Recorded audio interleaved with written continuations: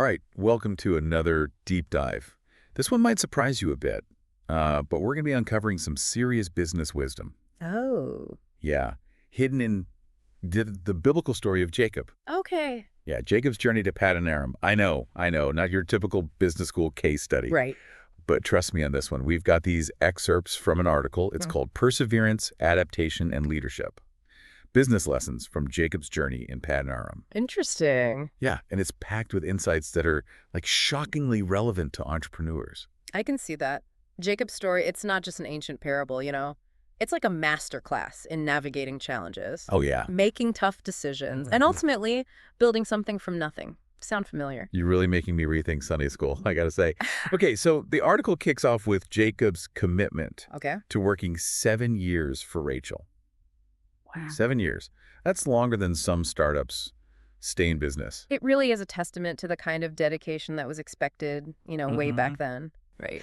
A bride price wasn't just like a symbolic gesture or whatever. Yeah. It often represented literal years of labor and 7 years. Mm-hmm.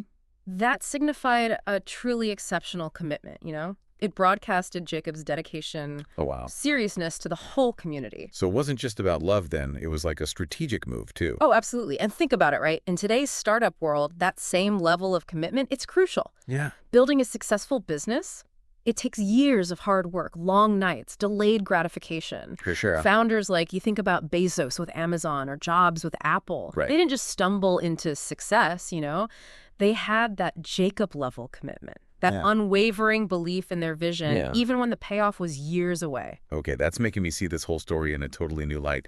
But here's where it gets interesting. Jacob ends up married to Leah Oh, yeah. instead of Rachel. Talk about a major pivot. That's the twist, right? Throws a wrench into Jacob's carefully laid plans. But it's also where the article makes this, brilliant parallel to the modern startup world. Think about pivoting. It's become a buzzword, right? But Jacob was basically the OG pivot master. Hold on. Break that down for me. Okay. How does this ancient switcheroo relate to pivoting in a startup? Well, so you've got your business plan. You're laser focused on your target market. Yeah. You think you've got it all figured out. Then bam, the market shifts, new technology emerges, Right. customer behavior changes like overnight. Happens all the time. Suddenly, you're Leah instead of Rachel. Whoa. It's not what you expected at all, but you have to adapt, right? Yeah, I've definitely had moments in my own career where I felt like, wait, this isn't what I signed up for. Yeah. But the question is, what do you do about it? Exactly. And that's where Jacob's story gets so insightful. He doesn't just give up on Rachel, right? He adapts his strategy. He negotiates another 7 years of work, Wow. demonstrating his resilience, his commitment. And ultimately, he achieves his initial goal, though through a completely unexpected path. So the takeaway here is that setbacks, even major ones, they don't have to derail your entire vision. Precisely. It's about having the flexibility to adjust, to find a new path towards your goal when the original route's blocked, Yeah. In the startup world, we see this all the time. Remember Instagram? Oh, yeah. It started as a location-based check-in app Oh, really? called Bourbon. Wow. They noticed users were way more engaged with the photo sharing aspect, so they pivoted. Smart? And, well, the rest is social media history, right? Wow, you're right. That's a perfect example of how a seemingly disastrous situation can actually be like a catalyst Right. for even greater success. But let's move on to another aspect that the article highlighted, Okay. Jacob's negotiation skills. Oh, yeah. He manages to build his own flock even while working for Laban. It's like he was bootstrapping his way to entrepreneurial independence. And he did it through sheer strategic intelligence. Yeah, the article points out his deep understanding of animal husbandry. Okay. He knew which animals were likely to produce strong offspring, and he used that knowledge to propose a deal Interesting. where he'd essentially breed his way to wealth. Hold up. That's seriously impressive. He basically outmaneuvered Laban using his expertise. Exactly. It wasn't just about luck or hard work. Right. It was about leveraging his specialized knowledge. So in modern business, Yeah. that translates to Understanding your niche, Mhm. identifying your unique value proposition, and then using that knowledge to negotiate favorable deals. Man, I wish I had Jacob's playbook back when I was negotiating my first big contract. What's crucial here is that Jacob didn't just stumble into this negotiation, Right. He clearly planned, assessed the situation, understood Laban's motivations. Mhm. He even factored in potential risks, like Laban changing the terms of the deal. That's strategic intelligence in action. So we've got perseverance, adaptability, and now strategic negotiation. It's like Jacob is hitting all the entrepreneurial buzzwords. And there's more. Remember, Jacob doesn't just work for Laban. He lives with him, builds a family, experiences betrayals, reconciliations. It's a crucible that forces him to grow, to develop his leadership skills, and to confront his own flaws. You're right. The article does mention this personal growth thing, but how exactly does that tie into the business lessons here? It feels like a bit of a jump. It's all connected. Think about it. Any successful entrepreneur will tell you that building a business is as much about personal evolution as it is about market strategy. Okay. You face constant challenges, make tough decisions, learn from your mistakes. Yeah. Jacob's journey is like a blueprint for that whole process. Okay, I'm intrigued, but I need more specifics.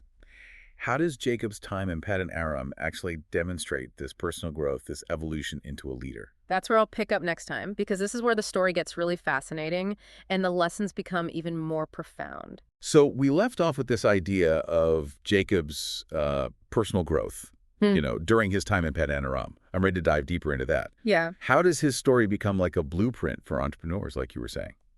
Well, you got to think about the kind of leader Jacob is when he first arrives in Paddan-Aram. Mhm. He's young, ambitious, even a bit impulsive, I'd say, Yeah. driven by his desire for Rachel, and he's willing to make a bold move to get her. Yeah, that whole 7 years of labor thing definitely screams impulsive romantic, right? Right. But I'm guessing he doesn't stay that way, does he? Not at all. Over time, we see him mature. He faces setbacks, like being tricked into marrying Leah. Oh, yeah. He navigates these, complex family dynamics. For sure. And he learns to strategically plan for his future, like with that clever deal he struck with Laban for the livestock. It's almost like each challenge, each challenge he overcomes adds another layer to his leadership skills. Exactly. And that's what the article highlights as a key takeaway for entrepreneurs. Building a business isn't just about having a great idea. It's about developing the resilience, the problem-solving skills, the emotional intelligence to navigate the inevitable ups and downs. So it's not just about what Jacob achieves. Right. It's about how he changes along the way. Precisely. He goes from reacting to situations to strategically shaping them. Okay. Take, for example, how he handles that whole Leah situation, right? Yeah. Initially, he's understandably upset, I would be too. but he doesn't let that derail him. Wow. He adapts, renegotiates, and ultimately finds a way to build the family he envisioned. That takes a lot of emotional maturity, not just business savvy, I'd say. Absolutely. And that's the kind of growth that's often overlooked, I think, in discussions of entrepreneurship. It's not just about crunching numbers and closing deals. It's about leading people, managing relationships, making tough decisions under pressure. Jacob's story, it shows us that these skills are forged in the fire of experience. That's really resonating with me. In my early days of building this podcast, I was so focused on the technical aspects, Yeah. the editing, the marketing, that I totally overlooked the importance of building those relationships, with guests, collaborators, even listeners. And that's a perfect example of what we're talking about. Building a successful venture, whether it's a podcast, a tech startup, a brick-and-mortar business, it requires more than just technical expertise. For sure. It demands a whole different set of leadership muscles. So we've got Jacob, the impulsive romantic, evolving into Jacob, the strategic negotiator. And now we're adding Jacob, the resilient leader, to the mix. Exactly. And his journey doesn't stop there. The article also delves into his decision to finally leave Laban and strike out on his own. Okay. This is where we see his entrepreneurial drive for autonomy really take center stage. Ah, yes, the classic break free from the corporate overlord move, right? Yeah. I bet a lot of entrepreneurs listening can relate to that feeling. Oh, for sure. But wasn't that a huge risk for Jacob? I mean, he was leaving behind everything he'd built. It was a calculated risk. Remember, he'd spent years carefully building up his own flocks, expanding his family, accumulating resources. He didn't just run away in a fit of passion. Yeah. He planned his exit strategy. So it was less about an impulsive urge to escape and more about a strategic move toward independence. Exactly. It's a crucial distinction for entrepreneurs.